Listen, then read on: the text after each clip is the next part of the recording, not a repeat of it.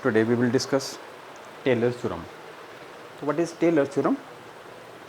So it is a mathematical theorem which shows the variation in the function when we add small quantity in the variable. So let there is a continuous function f(x), it is a continuous function. If we add any small quantity in the variable x, that is x plus a, so I have added this small value a in the variable x, then what is the effect of this addition on the function? What will be the answer of this function? So this answer is obtained by Taylor's theorem. So this theorem is used to find the answer of the function on adding small variable in x. So according to Taylor's theorem, we will not prove it, but we will only use it. So x plus a. So Taylor's theorem says that if we add small quantity a, then the expansion of this function is f of x. First of all, f is a function of only x, and what is effect of a? Plus a into derivative of f with respect to x, and plus a square by 2 factorial into second derivative of this function with respect to x, and so on. So in this way, this is infinite series. So we will only consider the first two terms, and higher terms can be neglected. So we can say that this expansion of f(x) plus a is f(x) plus a into this f dash x, this one. So what is f dash x? F dash is first derivative with respect to x. So this is Taylor's theorem. So we will use this theorem in the derivation of the further articles. So you have to only remember this formula, that is Taylor's theorem. Now we will derive the basic laws or conservation laws by using properties of space and time. The first article is prove that law of conservation of linear momentum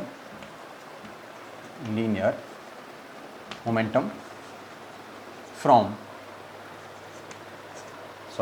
homogeneity of time, homogeneity of space. So we have already studied the properties of space, that is homogeneity of space. The space is homogeneous, means spaces have equal composition at everywhere, that is homogeneity. Or the properties of any particle does not vary with the change in the position in the space. So law of conservation of linear momentum, we will prove it. So what is law of conservation of momentum? That is P is constant. If we write this line, law of conservation of momentum, that is P is constant. This is called law of conservation of momentum. From homogeneity of space, means space is homogeneous, means any physical quantity which does not vary with the space. So let that physical quantity which does not change with the space is energy. So I will use energy U of x1 x2 is equal to U x1 dash and x2 dash. So I will discuss in detail from where this equation comes. So ultimately this is our article.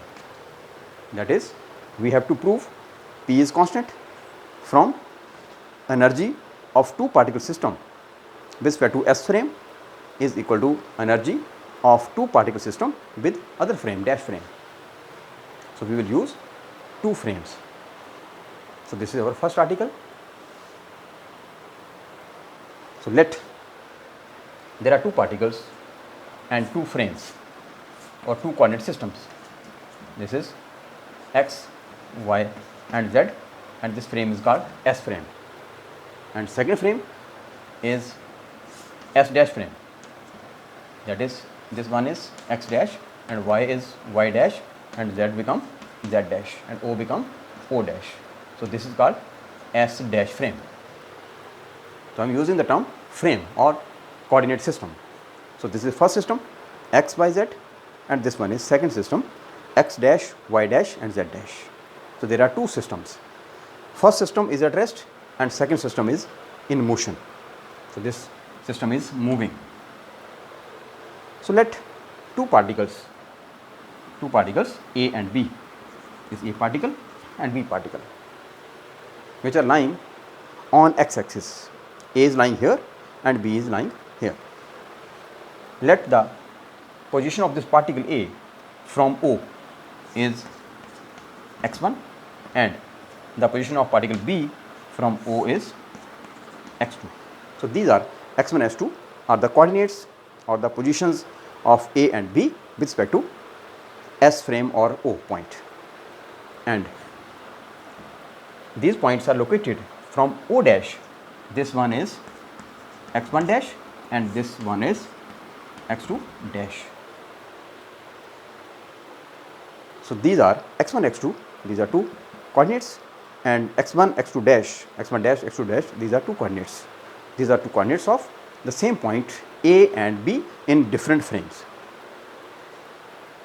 So, let the physical quantity U means potential energy, where U is potential energy. So, I am using the term which does not vary with space. So, let the potential energy of these two particle system remain same with respect to space. That is, U of x1, x2, this is energy, potential energy of two particle system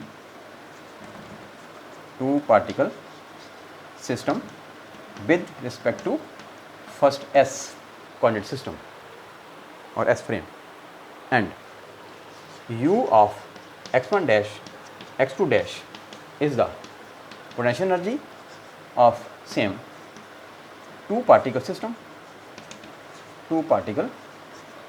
that is A and B with respect to S dash frame.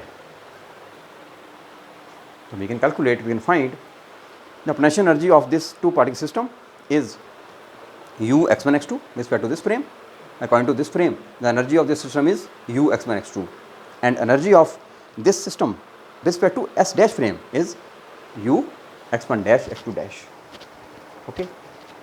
So, we will find the energy of this two particle system in both frames, S as well as S dash frame. Now, the property of homogeneity says that this quantity does not change because space is homogeneous. The points are fixed here, but we are measuring this point with respect to O dash, then with respect to O. We are measuring with respect to two positions. As the space is homogeneous, space is same at this point as well as this point. Therefore, the energy remains same with respect to both frames. So, from the property of homogeneity,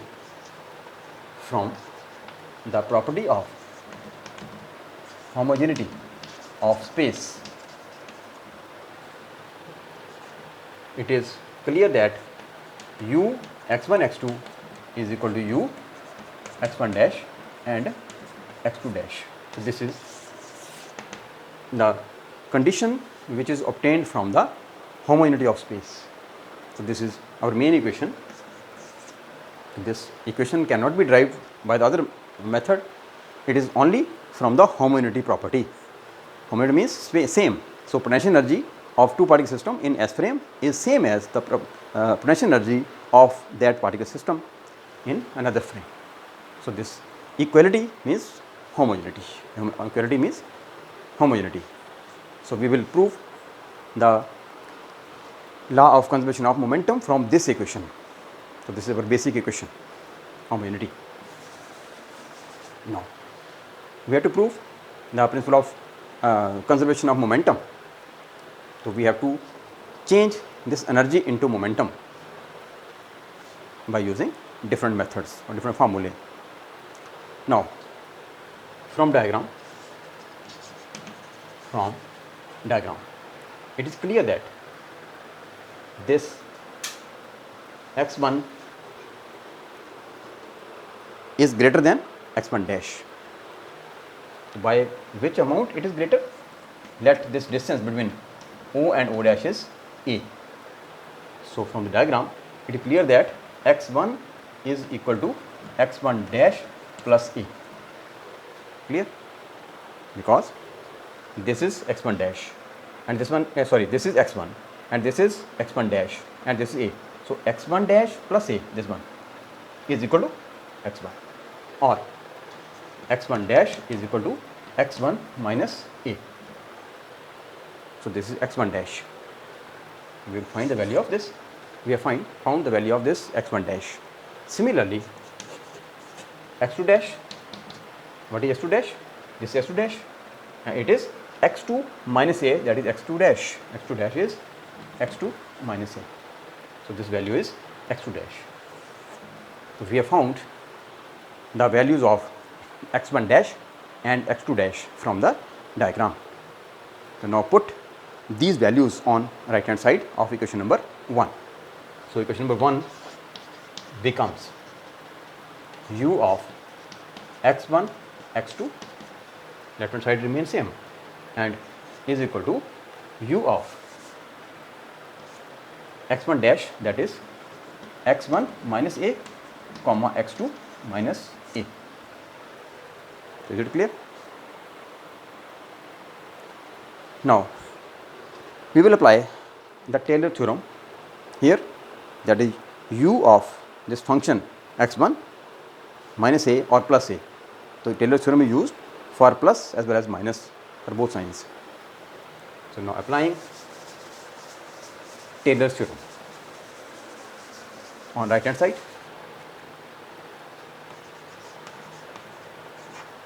applying Taylor's theorem, that is this function is u or f, that is u of right hand side x1 minus A comma x2 minus A. So it is in 2 dimension, but we have proved, or we have used the Taylor's theorem in 1 dimension, but here it is in 2 dimension. There are 2 variables too. So it is same for 2 variables as in 1 dimension, that is it is u of x1 x2 first and minus is here. If there is plus, there will be plus. It is minus, so there will be minus. So minus A into derivative of u with respect to x1, this one, and minus A, this one, derivative of u with respect to x2. So I have used this Taylor theorem for 2 variables or 2 dimensions. So now